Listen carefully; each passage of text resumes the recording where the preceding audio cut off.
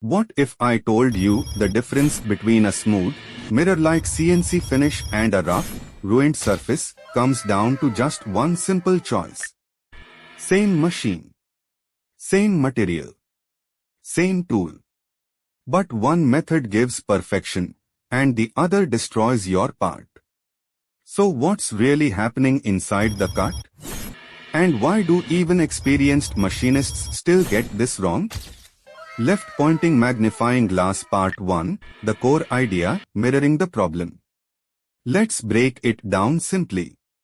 In milling, there are two ways the cutter meets the material: white right pointing backhand index climbed milling, down milling. White right pointing backhand index conventional milling, up milling. At first glance, they look almost identical. But internally, completely different behavior. It's like driving a car. One method moves with control, the other fights against resistance. Gear Part 2, what really happens? Curiosity builds. White right pointing backhand index conventional milling. Tool rotates against the feed direction. Chip starts thin, becomes thick. Tool rubs before cutting. Result: crossmark heat buildup. Crossmark poor surface finish. Crossmark more tool wear. White right pointing backhand index climbed milling. Tool rotates with the feed. Chip starts thick, becomes thin. Clean shearing action. Result: white heavy check mark smooth finish. White heavy check mark less heat. White heavy check mark longer tool life. So if climb milling is better, why doesn't everyone just use it? Part 3, the hidden problem, twist. Here's where it gets interesting. Climbed milling has a dark side. If your machine has warning sign backlash, warning sign loose components, warning sign weak rigidity, the cutter can suddenly grab the material and pull itself forward.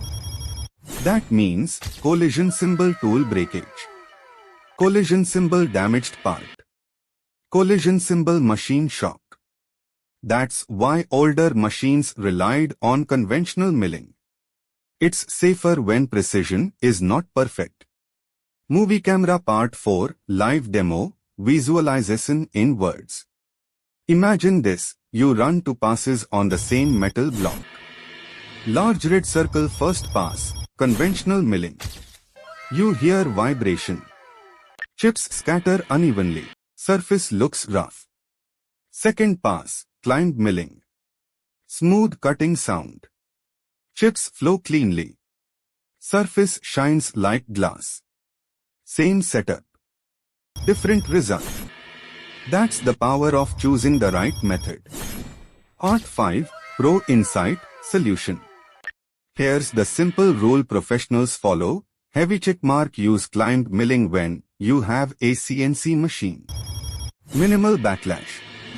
Finishing operations. Heavy check mark use conventional milling when machine is older. Roughing cuts. Hard or scaled surfaces. Because sometimes the better method is not the right one. Warning sign Part 6, common mistakes, reality check. Let's be real, most beginners fail here. Crossmark using climbed milling on unstable machines. Crossmark ignoring backlash. Crossmark not adjusting feed direction. Crossmark chasing finish without understanding force. And the biggest mistake: white right pointing backhand index copying settings without understanding the physics. No guesswork, just logic. Fire Part 8, Final Insight, Curiosity Closure. Here's the truth most people don't realize. It's not about climb versus conventional, it's about control versus compromise. The best machinists don't follow rules blindly. They understand why the rule exists. Speech balloon call to action, engagement.